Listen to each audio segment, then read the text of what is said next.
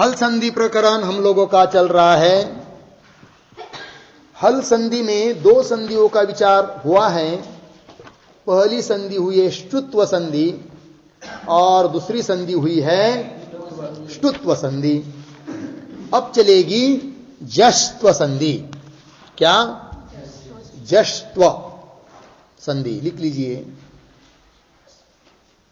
सूत्र लिखेंगे झलाम जशोन्ते। झलाम जशोन्ते 8-2-39। और एक सूत्र लिखेंगे उसके नीचे वावसाने। वावसाने 8-4-56। ठीक। चलिए, नियम। पद के अंत में स्थित पद के अंत में स्थित यमंगनन को छोड़कर यमंगनन को छोड़कर वर्गीय वर्णों के स्थान पर वर्गीय वर्णों के स्थान पर लिखा, वर्गीय वर्णों के स्थान पर अपने अपने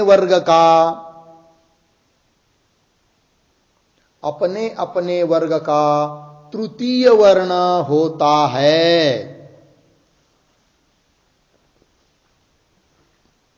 तृतीय वर्ण होता है यदि पर में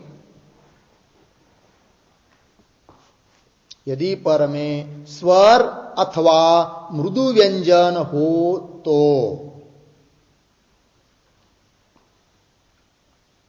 यदि पर में स्वर अथवा मृदु व्यंजन हो तो।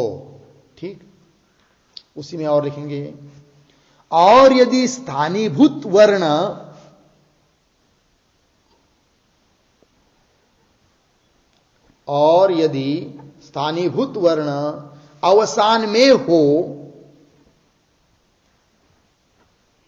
अवसान में हो अर्थात उनके आगे कोई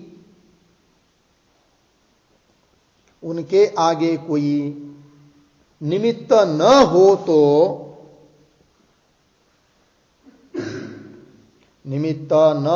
तो ऐसी दशा में स्थानीभूत वर्ण के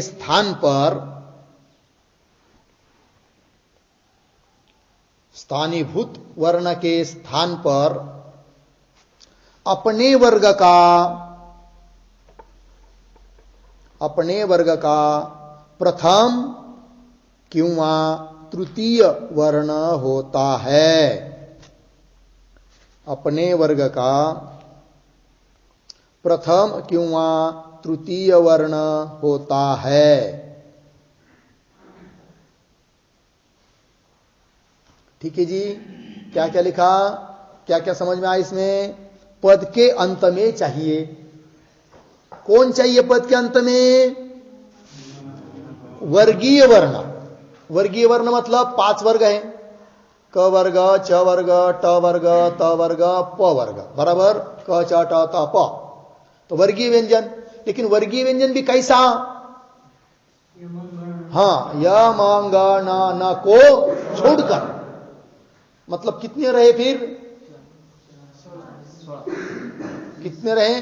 5 चौक 20 वर्ण लिखिए पद के। लेकिन कहा चाहिए वो पद के अंत में, सुप्तिंगंतम पदम। चलिए, पद के अंत में स्थित यमंगनन को छोड़कर वर्गीय वर्णों के स्थान पर अपने अपने वर्ग का तृतीय वर्ण होता है कि नहीं? उसके वर्ग का तृतीय वर्ण होता है। तो विधेय कौन हुआ भाई? तृतीय वर्ण। स्थानीय कौन है? वर्गीय वर्ण। वर्गीय वर्ण, वो भी कैसा, यमंगर्ण को छोड़कर। पुनः कैसा चाहिए वो, पद के अंत में। और आगे क्या चाहिए, यदि पर में स्वर अथवा मृदु व्यंजन हो तो पर में क्या चाहिए, स्वर चाहिए अथवा मृदु व्यंजन चाहिए। समझ में आई बात, पर में क्या चाहिए, स्वर अथवा मृदु व्यंजन चाहिए। ठीक है जी। और कौन होगा, होने वाला कौन है, तृतीय वर्ण। किसके स्थान पर, यमंगर्ण को छोड़कर वर्गीय वर्ण के स्थान पर, है ना। और वो वर्गीय वर्ण कैसा चाहिए, पद के। और एक बात बताइए इसी नियम में, वो स्थानीभूत वर्ण यदि अवसान में है, मतलब उसके आगे पर में कुछ नहीं है, तो ऐसी स्थिति में तृतीय वर्ण तो होता ही है, लेकिन विकल्प से कभी प्रथम भी हो जाएगा। एक बार प्रथम होगा, प्रथम वर्ण, एक बार तृतीय वर्ण होगा। समझ में आया भाई। चलिए नियम नंबर 2,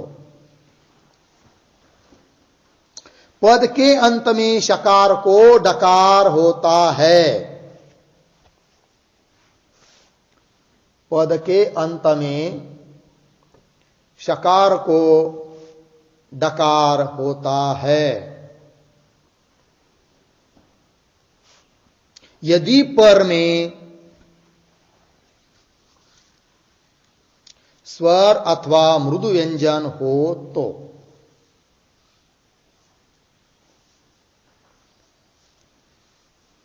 स्वर अथवा मृदु व्यंजन हो तो। और अवसान में शकार के स्थान पर, और अवसान में शकार के स्थान पर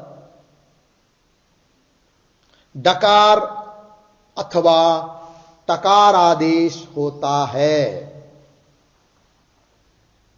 डकार अथवा टकार आदेश होता है।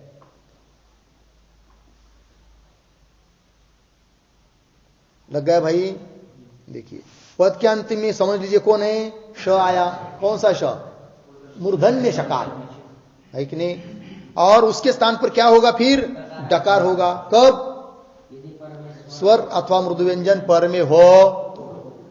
अब समझ लीजिए पद के अंतिम में शकार है और अवसान में है, तब उसके स्थान पर विकल्प से डकार अथवा टकार। ठीक। अब थोड़ी टिप्पणी लिखेंगे आप लोग, टिप्पणी।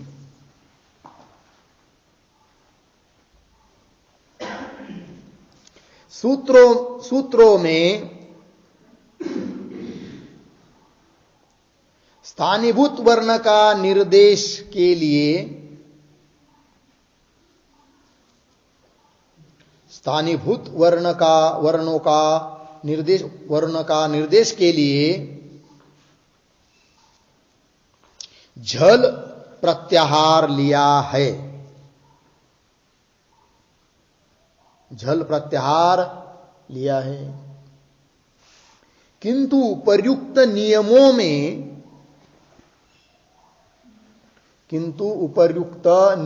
में, नियमों में झल के अंतर्गत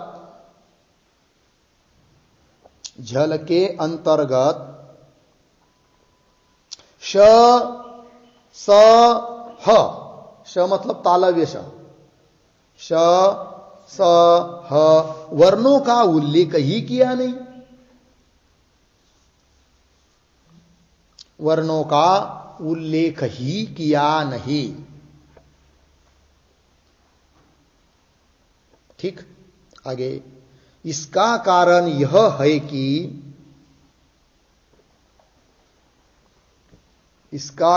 यह है कि पद के अंत में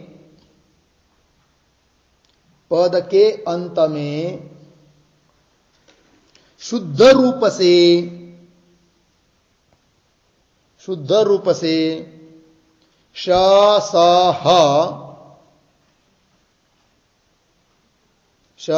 ह कहीं मिलते ही नहीं है। कहीं मिलते ही नहीं है। कारण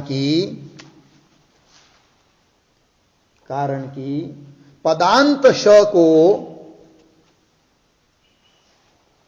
पदांत श को उद्धरण चिन्ह में वृश्च भ्रश्च सृज मृज यज राज भ्राज शशाम, बाद में लिख लीजिए, संकेत कर लीजिए थोड़ा सा, वृश्च भ्रश्च लघु में मिल जाएगा सूत्र, बाद में पूरा सूत्र लिख लीजिए, जगह छोड़ दीजिए, वृश्च भ्रश्च हो गया, जगह छोड़ दीजिए थोड़ी आगे। सूत्र से शकार होता है, सूत्र से शकार होता है, ठीक।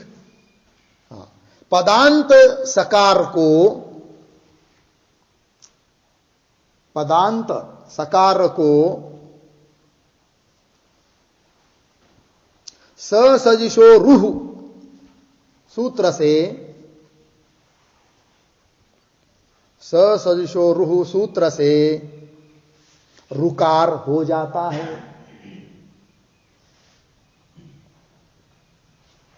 रुकार हो जाता है, हुआ। और पदांत हकार को, और पदांत हकार को होढ़ सूत्र से, होढ़ सूत्र से ढकार हो जाता है,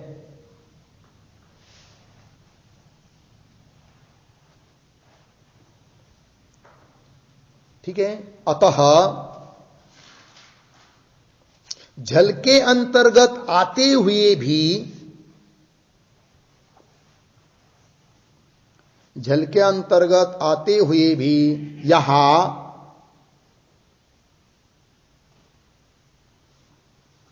सरल पद्धति में, सरल पद्धति में श स ह वर्णों का, श स ह वर्णों का उल्लेख किया नहीं है,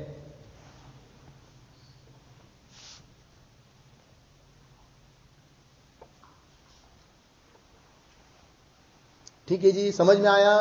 देखिए ऊपर सूत्र क्या कर रहे हैं, जस्व संधि के सूत्र क्या दिया है, झलाम जशोंते, स्थानिकों ने वहां पर झल झल बताया, और झल में कौन कौन वर्ण आते हैं भाई, हाँ वर्ण नहीं बताना हमको,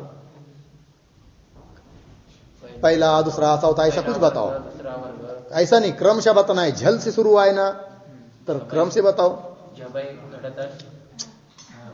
हाँ हम क्या बोलना चाहते समझते नहीं। हाँ, प्रत्येक वर्ग का झ कितना है,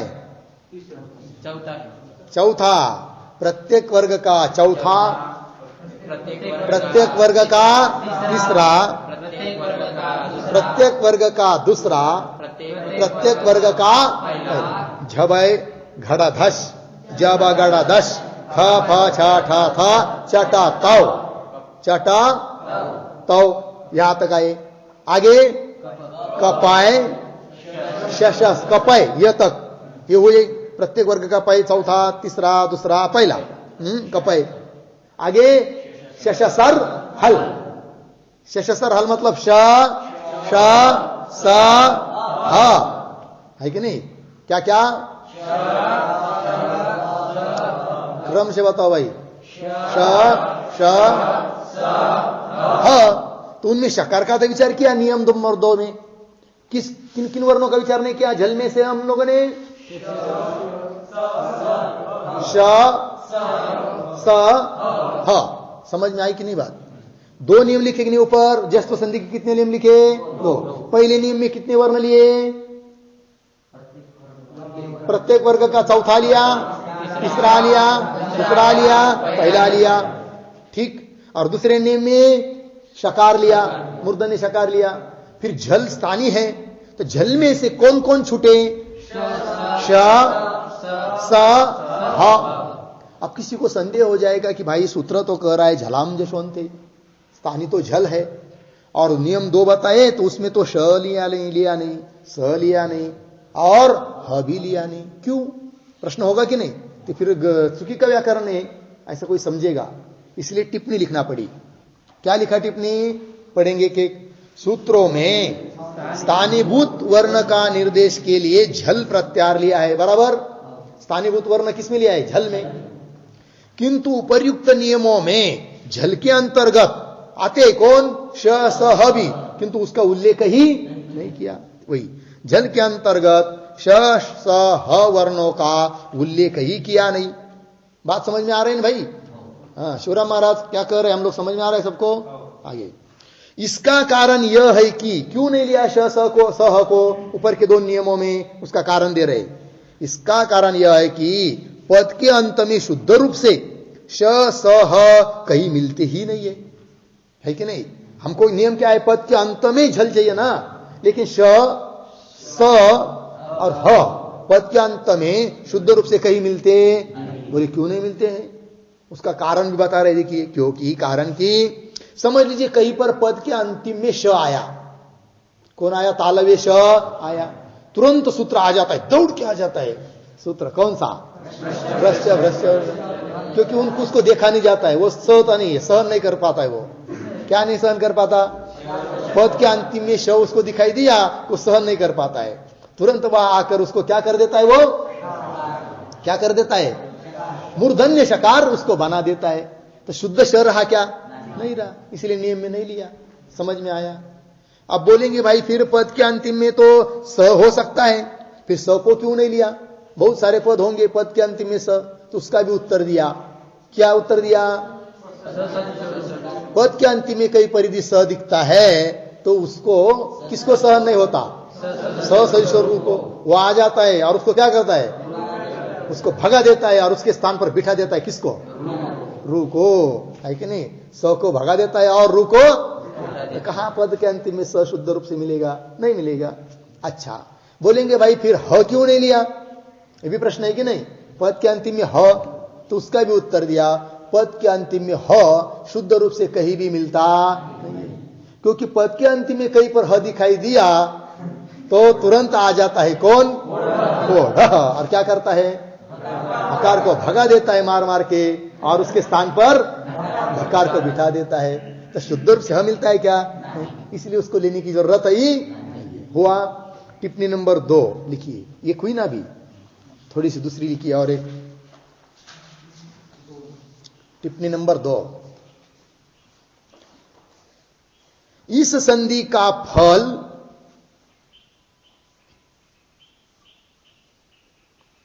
इस संधि का फल तभी प्रतीत होता है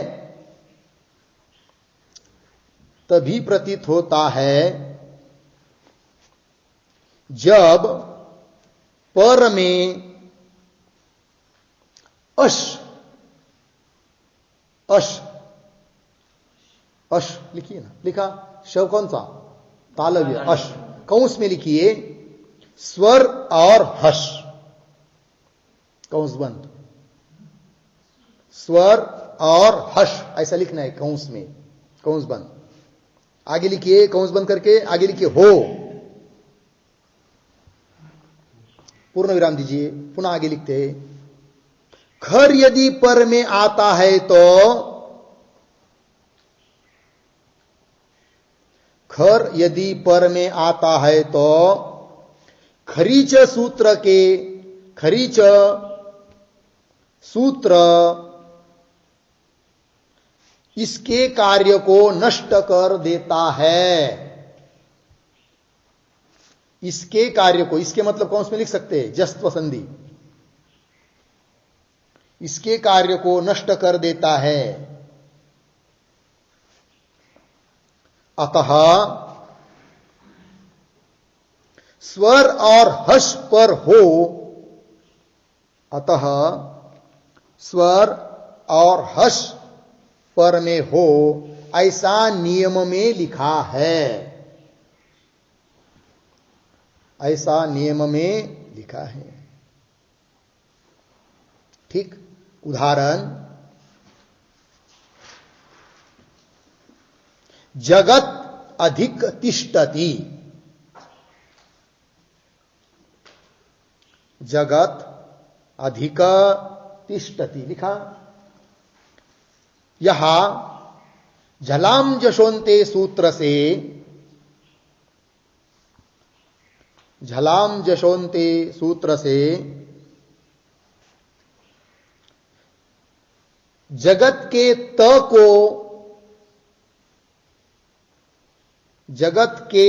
को द होता है।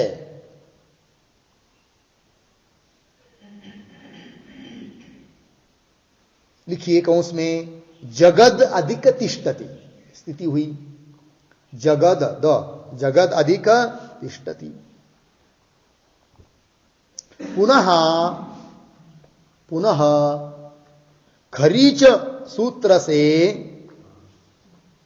पुनः खरीच सूत्र से द को त हो जाता है, द को त हो जाता है।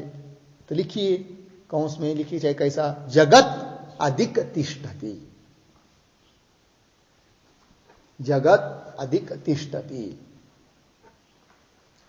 हो गया भाई, ध्यान दीजिए, समझाता हूं कैसे बात है। जस्त्व संधि के लिए सूत्र बताया था, कौन सा सूत्र बताया, झलाम जशोंते, है कि नहीं। इसकी वृत्ति कोई बता सकता है, जो लघु में है वो वृत्ति कोई बता सकता है क्या, मन से मत बनाओ। झलाम जशोंते पदांते, हाँ झलाम पदांत शब्द नहीं शायद, लेकिन वो लेना पड़ता है ना, हाँ पदांते झलाम जशः स्युः, इतना ही है।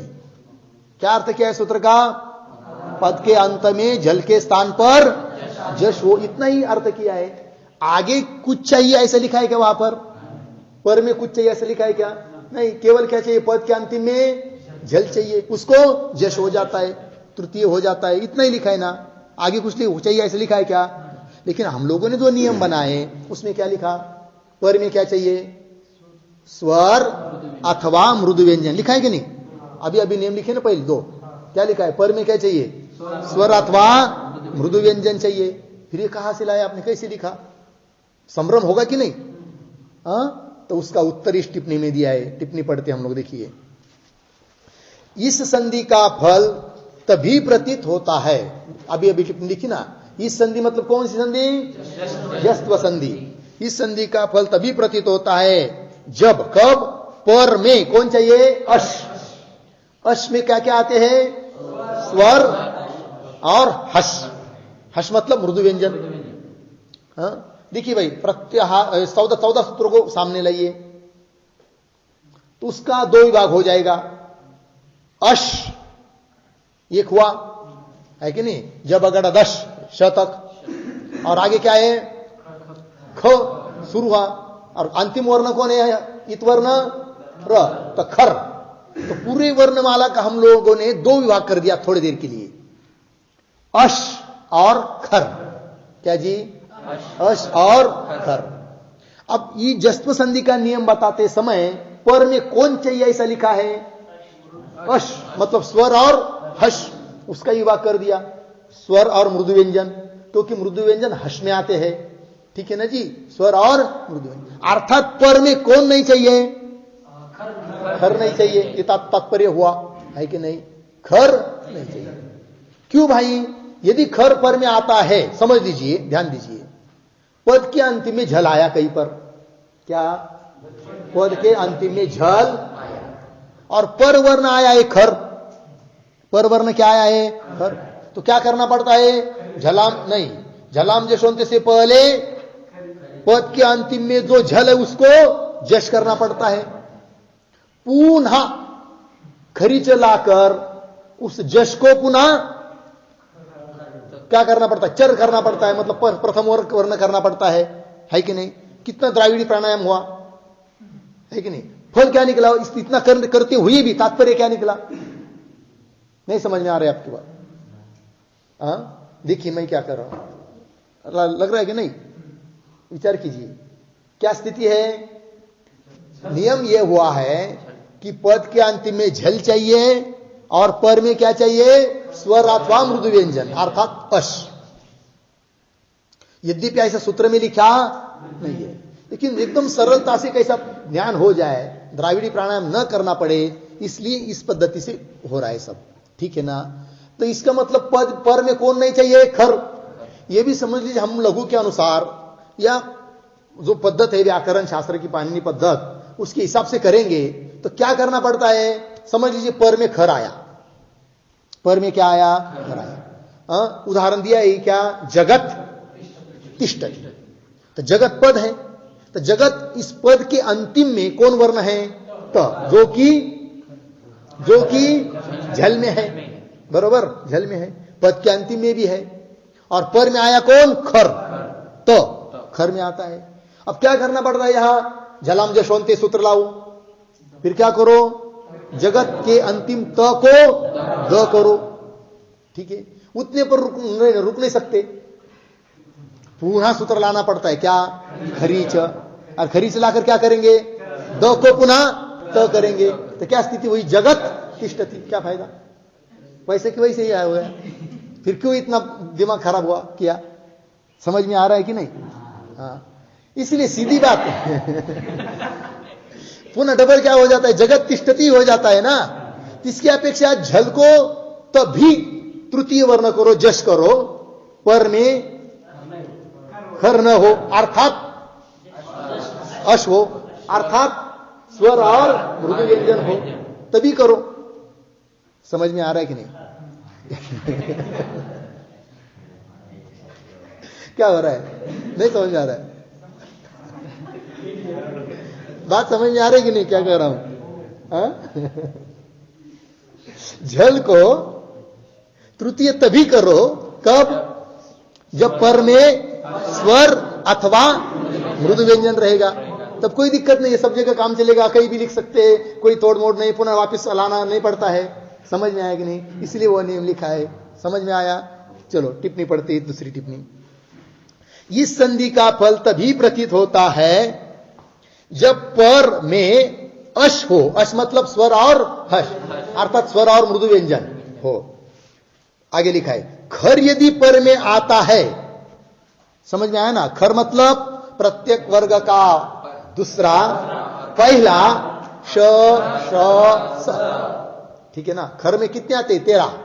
प्रत्येक वर्ग का पहला दूसरा श श स, ठीक है। हाँ, खर यदि पर में आता है तो खरीच सूत्र, क्या? खरीच सूत्र इसके कार्य को जस्व संधि जो किया है आप लोगों ने झलाम जशोंते से, इसके कार्य को नष्ट कर देता है। अतः इसलिए लिखा भाई हमने, क्या? स्वर और हर्ष पर हो, ऐसा नियम में लिखा है। यद्यपि सूत्र में ऐसा नहीं है, लेकिन लिख दिया फल को देखकर, क्योंकि फलित क्या निकलता है उसको दृष्टि में रखकर इस बात को स्पष्ट कर दिया है। ठीक, आगे चलिए। उदाहरण दे दिया, जगत अधिक तिष्ठति में झलाम जशवंत से क्या हुआ? तो को द हुआ, है कि नहीं? जगत तिष्ठति, पुनः खरी जैसे क्या हुआ? जगत तिष्ठति, ठीक है ना? इस प्रकार हो गया। चलिए आगे, समझ में आया? इसलिए कोई शंका मत करो भाई किया सूत्र में तो आगे लिखा नहीं है, अश्चय करके आपने कैसा लिखा, ये सब विचार करके सब लिखा है। बहुत सूक्ष्म से चिंतन करेंगे तो बहुत बात साफ होगी। ठीक है, चलिए अभी आकृति निकालेंगे, लेकिन समय बहुत हुआ है। चलो कल ही आकृति और उदाहरण देंगे, चलेगा ना? अभी थोड़ा वो लेते ना, कथा भी था। ठीक, चलो। कितनी कथा हुई भाई हम लोगों की? 16 हो गई क्या? एक वृद्ध संन्यास कुटीरम,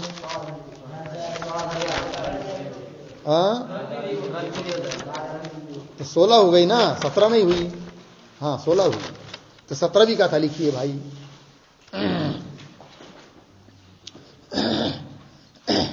एकम कुटीरम, कथा नंबर 17। एकम कुटीरम।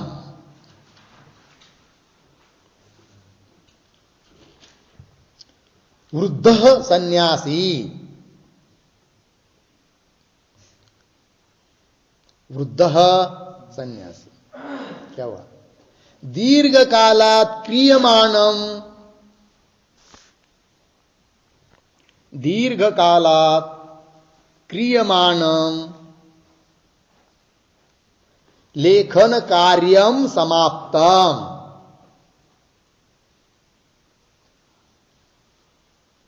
लेखन कार्यम समाप्तम। आगे तृप्त्या तृप्त्या निश्वस्य निश्वस्य सह लेखनीम पार्श्वे स्थापितवान। पार्श्वे स्थापितवान। ठीक। सह परितः दृष्टवान। सह परितः दृष्टवान। स्वच्छम कुटीरम। स्वच्छम कुटीरम। दीपः ज्वलति। दीपः ज्वलति। एका वृद्धा आगता। एका वृद्धा आगता। ठीक। भवती का प्रश्न चिन्ह। भवती का। आगे भवतः पत्नी। भवतः पत्नी। ठीक। आगे मम पत्नी, उदाहरण चिन्ह में मम पत्नी। कदा मम विवाह जातः प्रश्न चिन्ह। कदा मम विवाहः जातः प्रश्न चिन्ह। ठीक। सा सर्वं वृत्तान्तम। सा सर्वं वृत्तान्तम स्मारितवती। स्मारितवती। ठीक। ग्रंथ लेखने निमग्नः भवान। ग्रंथ लेखने निमग्नः भवान। इह प्रपंचम। इह प्रपंचम एव विस्मृतवान आसीत्। एव विस्मृतवान आसीत्। यह प्रपंचम एव विस्मृतवान आसीत्। ठीक। अहम भवतः सेवां कृतवती। अहम भवतः सेवां कृतवती। लिखा। भवत्याः नाम किम। भवत्याः नाम किम। उदाहरण चिन्ह में भामती। भामती। आगे एषः ग्रंथः। एषः ग्रंथः न मम एकस्य। न मम एकस्य अपितु आवयोः। अपितु आवयोः। ठीक। भवत्याः अपि त्यागः। भवत्याः अपि त्यागः महान अस्ति। महान अस्ति। अतः एतस्य नाम। अतः एतस्य नाम भामती इत्येव करिष्यामि। इत्येव करिष्यामि। आगे तस्य ग्रंथकारस्य नाम। तस्य ग्रंथकारस्य नाम वाचस्पति मिश्रः इति। वाचस्पति मिश्रः इति। भामती कश्चन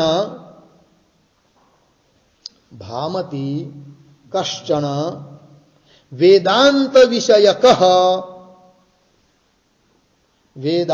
विषयकः श्रेष्ठः व्याख्यान ग्रंथः अस्ति। व्याख्यान ग्रंथः अस्ति। कथा समाप्ता। ठीक। प्रश्न नंबर 1, ग्रंथकारेण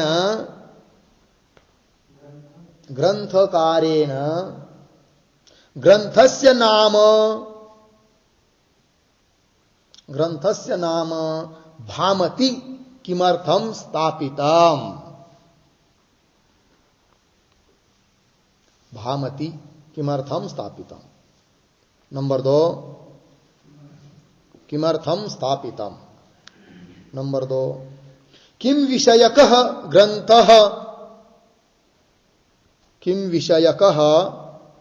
ग्रंथः अस्ति भामति।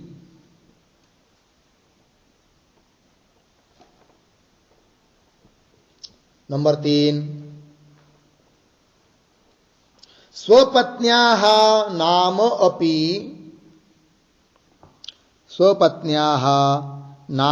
अपि कथं विस्मृतवान् ग्रंथकारः। कथं विस्मृतवान् ग्रंथकारः। ठीक। आगे, भामति ग्रंथस्य लेखकः कः अस्ति। लेखकः कः अस्ति। ठीक है। चलिए भाई, थोड़ी कल की कथा देखते हैं। हाँ, राजा रंतिदेव उत्तमः शासकः। बोलो भाई।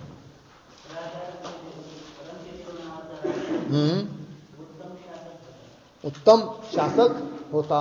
रंतिदेव नाम का राजा उत्तम शासक था। हाँ, कदाचित क्षामः।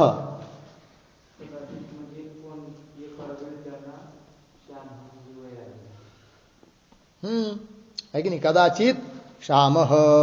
ठीक है। उनको क्या हुआ, एक समय अचानक किसी समय में क्या हुआ, वैराग्य हुआ। है कि नहीं। क्षामः का अर्थ वैराग्य लीजिए, चाहे क्षमाशील, ऐसा भी ले सकते हैं। क्षामः, कदाचित क्षामः। लेकिन आगे का जो संदर्भ देखते हुए यह अर्थ अच्छा ही है। ठीक है ना। हाँ, सर्वम अपि जनेभ्यः दत्तवान, क्योंकि आगे वैसा आ रहा है ना, इसलिए उसका अर्थ क्षामः का अर्थ। हाँ, अच्छा।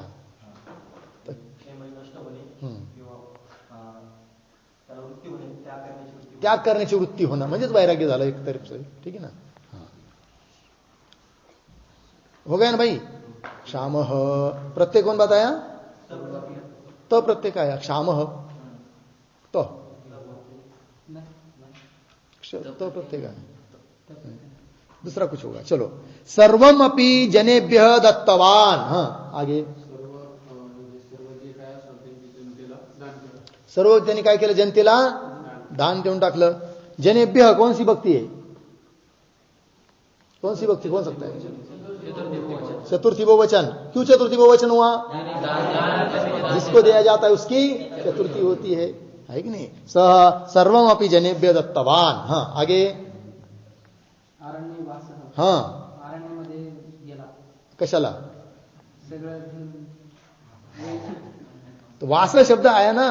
वास मतलब रहणे, तो वारण्यवास, अरण्यात राहू लागला। ठीक है ना, निवास करू लागला। हाँ, आगे। एकदा एका रोटिका प्राप्ता। हाँ, अरण्यवास करत असताना एकदा एक भाकरी मिळाली। बहुत दिन भाकरी मिली ही नहीं, रोटी मिली नहीं, और एक दिन अचानक किसी से एक रोटी उसको मिल गई। एकदा एक बार, लेकिन एकदा एका रोटिका प्राप्ता। आगे, विभागः कृतः, इतना ही बोलो। विभागः कृतः मतलब रोटी का विभाग किया, है कि नहीं। क्योंकि वो अकेला नहीं था, वो था, उसकी पत्नी थी, उसका बच्चा था, 3 लोग थे, तो उसने क्या किया, रोटी का विभाग कर लिया। आगे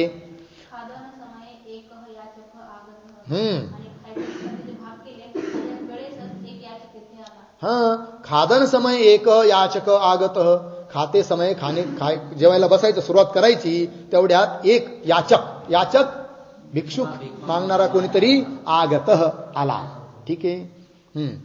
मम महती बुभुक्षा इति सह अवदत. बोलो भाई. नहीं, आगे बोलो. लगता है नहीं है. मम महती बुभुक्षा, ओ भाई मुझे बहुत भूख लगी है. इति सह अवदत. अवदत मतलब ऐसा बोला. हाँ, राजा स्वभागम दत्तवान. अपने भाग में जो रोटी आई थी राजा को, उसने अपना जो भाग था रोटी का वो उसको दे दिया. किसको? याचक को, भिक्षुक को. हाँ, आगे. अतिथि ही न तृप्त. हाँ, तेवढ्या एका भागाने भाग तो ले लिया राजा का, लेकिन उतने एक भाग से अतिथि तृप्त नहीं हुआ, है कि नहीं? न तृप्त. आगे. पत्नी स्वभागम दत्तवती. देऊन टाकला, आहे की नाही? पत्नीने आपला भाग जो होता भाकरीचा आपल्या वाट्याला आलेला तो सुद्धा देऊन टाकला. कुणाला? भिक्षुकाला. दत्तवती. दत्तवती का करू भाई? तवतो प्रत्यय स्त्रीलिंग, प्रथमा विभक्ति एकवचन. क्यों दत्तवती हुआ? पत्नी का वो विशेषण है. ठीक. पुत्र अपि स्वभागम दत्तवान. स्वभाग मतलब हाथ काट के दिया. क्या दिया फिर? रोटी. हाँ, वो पुत्र ने भी अपने हिस्से में जो रोटी आई थी वो उस याचक को दे दी. यह दत्तवान हुआ. क्यों? पुत्र पुल्लिंग है, इसलिए पुत्र दत्तवान. आगे.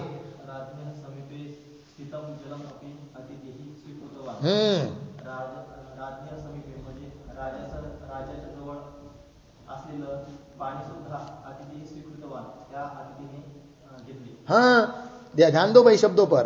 राज्ञ समीपे स्थितम जलम. स्थितम, राजा के पास जो स्थित मतलब था क्या? जल. वो भी अतिथि ने ले लिया, लेकिन अतिथि ने मांगा, इसने दे दिया. स्वीकृतवान अतिथि.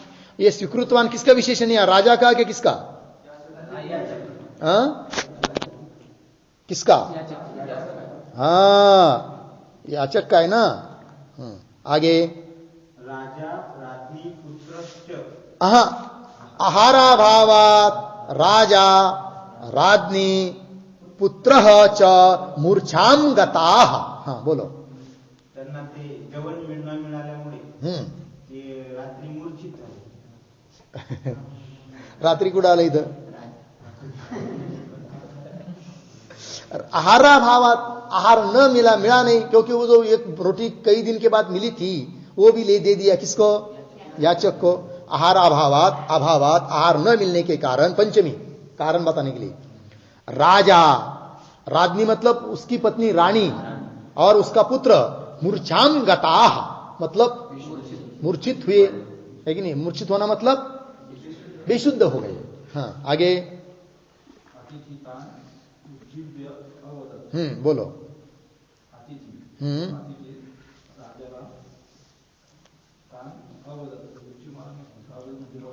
हाँ, अतिथि ही तान उज्जीव्य अवदत. अतिथि जो था उसने तान किसका है? राजा, त्यांची पत्नी, पुत्र, त्यांना उज्जीव्य. उज्जीव मतलब उठाकर, त्यांना जिवंत करून बोलला. कोण? याचक. अतिथी. हे बघा, याचक शब्द आलाय वर, इथं अतिथी आलाय. हे बी ध्यानात ठेवायचंय की त्या एकाच व्यक्तीसाठी कोण कोण शब्द येऊ राहिले. वर आलता याचक, आता आला अतिथी. ठीक है ना. हाँ, तान उज्जीव्य. विज्जीव्य कौन सा प्रत्यय इसमें? ल्यप. उसको जीवंत करके, जीव धातु है ना, जीव जीवती. हाँ, उज्जीव्य अवदत. बोलला. क्या बोलला भाई? आगे. हाँ बस इतना ही. मी यमदेव आहे. परीक्षा घेण्यासाठी इथं आलो. हा मी यमदेव आहे आणि तुमची परीक्षा घेण्यासाठी मी इथं आलेलो आहे. यमदेव भगवान यमदेव अस्ति वा. आगे. हाँ आगे. हाँ जी. हाँ इतना ही. हाँ भवत आप लोगों की दान बुद्धि, दान करने की बुद्धि कैसी है? श्रेष्ठ है. श्रेष्ठा ये किसका विशेषण है? बुद्धि का. दान बुद्धि ही श्रेष्ठा. ठीक. हाँ आगे. भवते किम ददामी बोलो. काय देऊ? ददामी. किम ददामी? ददामी का कर्ता कौन है? देखिए पहला शब्द आया याचक, बाद में आया अतिथि, बाद में यमदेव. ठीक है ना जी. उसके लिए आया है यमदेव. तो ददामी किसका कर्ता कौन है इसका? यमदेव. और भवते कौन सी व्यक्ति है? सप्तमी व्यक्ति का नहीं, चतुर्थी व्यक्ति का एक वचन. शब्द कौन है? भवत. भवान भवंतौ भवते किम ददामी. स्वर्गम ददामी. हाँ बोलो भाई आगे. इतना ही. ऐसा थोड़ी बोला वो. स्वर्ग देऊ ऐसा बोला. जैसा वो बोला है वैसे ही बोलना पड़ेगा ना, अभी नहीं. हाँ आगे. हाँ हाँ मोक्षम ददामी. आगे. हाँ ऐश्वर्य देऊ. हाँ किम. हाँ आगे.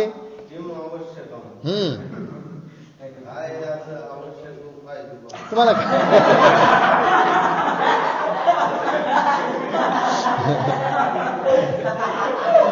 किम आवश्यकम, तुम्हाला काय जरूरत आहे सांगा.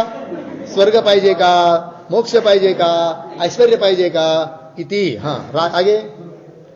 राजा स्वर्गाधिकम न इष्टवान. हाँ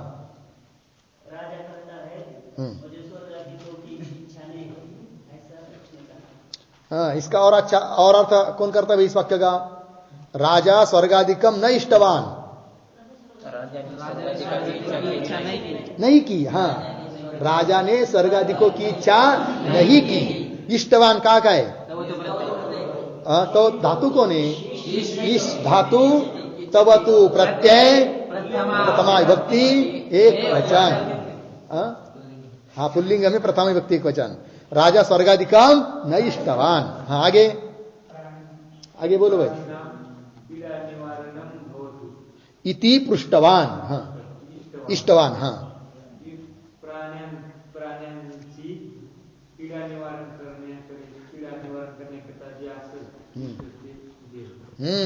प्राणीनाम पीडा निवारणम भवतु. राजा ने काय मागितलं? मोक्ष नहीं मांगा.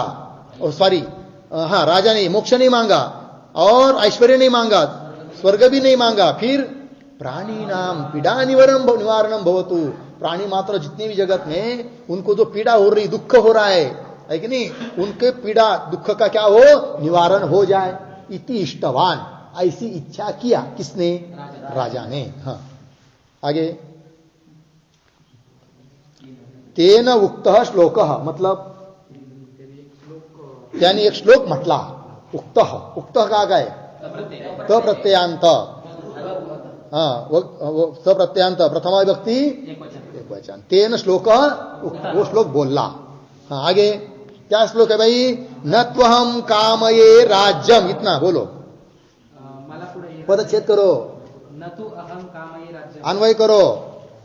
अहम न तु कामये राज्यम. अहम राज्यम तू न कामये. अहम राज्यम तू न कामये. मतलब अर्थ बताओ अभी. मुझे ये राज्य काम में नहीं आएगा. कामये. कामये. हाँ नहीं करता हूं. कामये का अगर गए.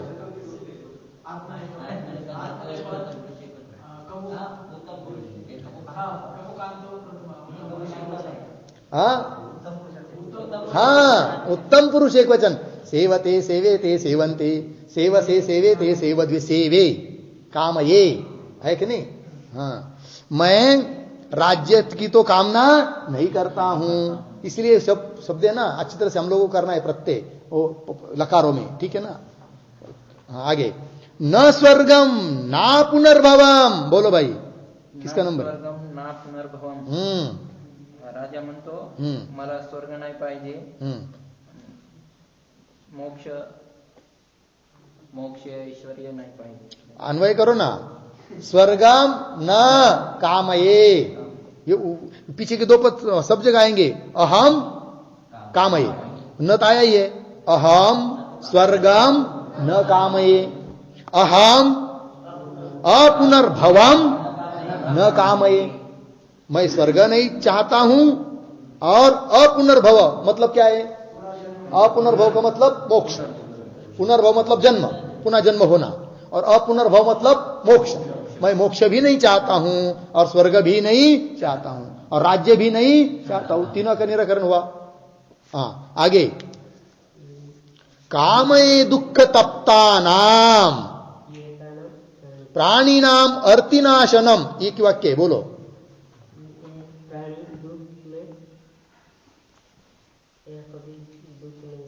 आगे बोलो भाई, यही वाक्य.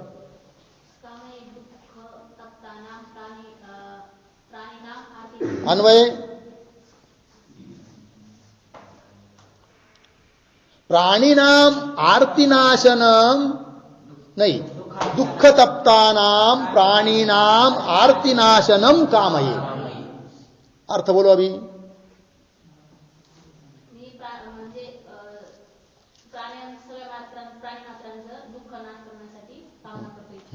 दुख तप्तानाम प्राणिनाम, प्राणिनाम का विशेषण क्या? दुख तप्तानाम मतलब दुख से तप्त हुए ऐसे जो प्राणी हैं, उन प्राणियों का आर्तिनाशनम, उन प्राणियों का आर्ति मतलब दुख है कि नहीं, पीड़ा, वेदना, उसका नाश हो जाए, ये मैं चाहता हूं.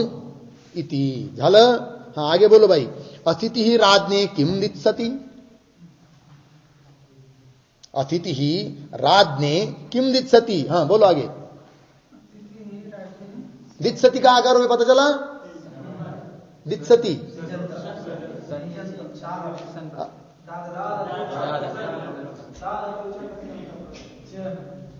हाँ योगेश, दित्सति.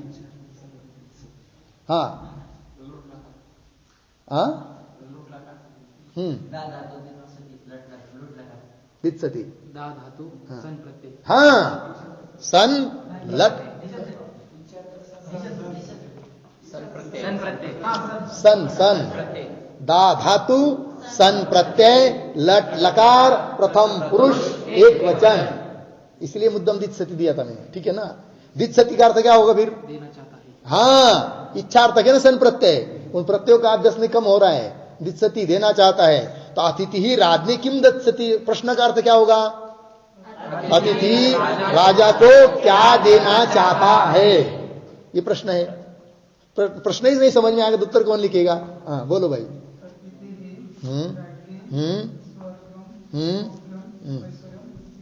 हाँ बराबर. रंति देवेन किम याचितम, आगे प्रश्न किसका? हाँ नहीं लीला, क्यों नहीं भाई, मेहनत करो. हाँ क्यों, क्या करती है फिर 24 तास? हाँ बोलो भाई आगे.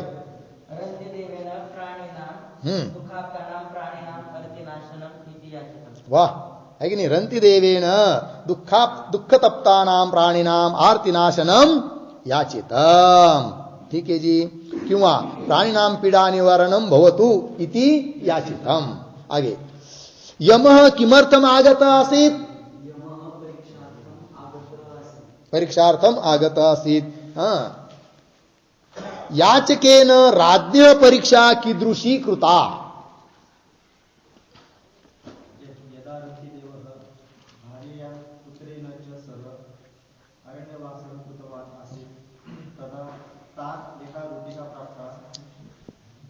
बोलो बोलो. खादन समय परीक्षार्थम यमः भिक्षुकः भूत्वा आगतवान्. मम महति बुभुक्षा इति सः अवदत्. आगे